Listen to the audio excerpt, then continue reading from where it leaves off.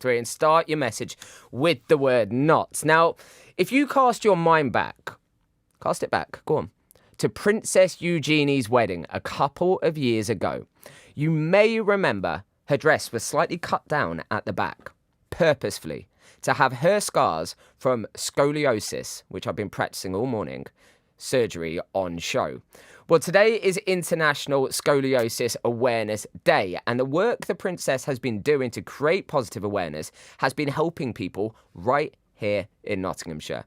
One of them being 18-year-old Victoria Williams, who joins me now. Morning, Victoria. Morning, how are you? I'm really well, really well. It's Friday. Have you got that Friday feeling? Definitely. Yeah. See, it's there. It's a thing. If you could bottle it up, I reckon people could make an awful lot of money of it. Now, Victoria, what did it mean to see someone like Princess Eugenie be so open about scoliosis and her diagnosis?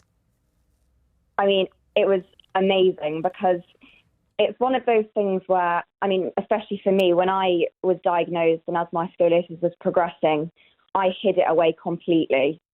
I hated how it looked, and I hated the fact that it was so different to everyone else. So the fact that she went out there with her scar, showing everything that she'd been through, she's just a huge role model for everyone who has scoliosis. So when you saw her do that, what was your mindset? What was your thought? Honestly, I was just in awe. I was like, oh my goodness, if she can do that, that's just amazing. And at that point, I hadn't had my surgery yet, but it just made me feel so much more confident about going into the surgery because I was like, if she can do it, then I can do it. And it made me want to show off my scar as well. I love that. It's incredible how simple it can sometimes be when you can just relate to someone else, or someone else can be out there and it can make you feel so much better. Definitely. So when did you get diagnosed? I was diagnosed in May of 2019. So I was 16, which is quite old to be diagnosed with scoliosis. Most people are diagnosed younger. Sorry, I was just going to say, was this, you said it was kind of a late diagnosis. Were you having kind of issues and they were looking into things and they weren't sure what it was, or did it just happen late?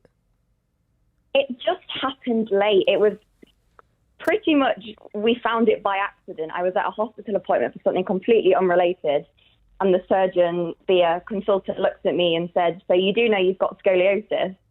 At which point I looked at my mum and dad and they looked at me and we were like, scoliosis? Did you have any idea what it was when they said that? No, I'd heard of it a couple of times, but never known anyone, never met anyone, barely knew what it was and what it would lead to in the next couple of years. So how has it affected you? It affected me massively. I mean, in terms of physically, because it's a curvature of the spine. So as your spine curves and twists, it changes your entire appearance. So you could visibly see that my spine was curved. When your spine twists, it brings your rib cage out with it. So I had a huge rib hump. My shoulders were uneven, my hips were uneven. So physically, it's a teenage girl's worst nightmare. And then the pain I had was so severe. A lot of people with scoliosis suffer with pain. And the pain for me was unbearable every single day. I couldn't walk very far. I could barely do normal things without having a great deal of pain. Oh, and what treatment have you had? So I had surgery in August last year, so during the pandemic. I had spinal fusion surgery. So I infused pretty much my entire spine with 2 metal rods and 18 screws. Oh, wow. It was a big surgery. It was 8 hours in surgery, and it's got a 12-month recovery process. So I'm only 10 months so far, nearly made it to 12 months. And how are you now? Honestly, it's life-changing. It's the best thing that I ever did. I mean, I can't even describe the change that it's had to my life. I'm in no pain. I can wear all the tight-fitting tops that I want to. I show my scar off. And it's just made me, when you go through something like that, it makes you such a stronger person. I'm so grateful that I could have it. That's amazing. It's just a really cool story. And hypothetically, it may happen, in fact, Princess Eugenie is there, and you walk up to her and you start having a conversation. What would you like to say to her if you met her? Honestly, I would just say thank you for being a massive role model, because, I mean, everyone saw her scar that day, and the fact that she purposely wore her back out, it's just an inspiration, because you should be proud of what makes you different. You should be proud of your scars, and she's just a massive inspiration. I love that, and you hit the nail on the head there. Everyone should be proud of who they are. No one's the same. Everyone's different. Everyone's got little traits, little quirks, whatever it is. You have to celebrate everyone for being them, and that's incredible. Yeah. So I love that, and you're all good now. So in the final 2 months of recovery, is there anything you need to do, or is it now just a waiting game? It's pretty much a waiting game, doing physio exercises every now and then I'll be back at the hospital in August for my 1 year post-op checkup, and if that's all good, then ready to go forward with whatever next. Fantastic. It's so good to hear, and you sound so positive and so happy, which is just brilliant. Brilliant.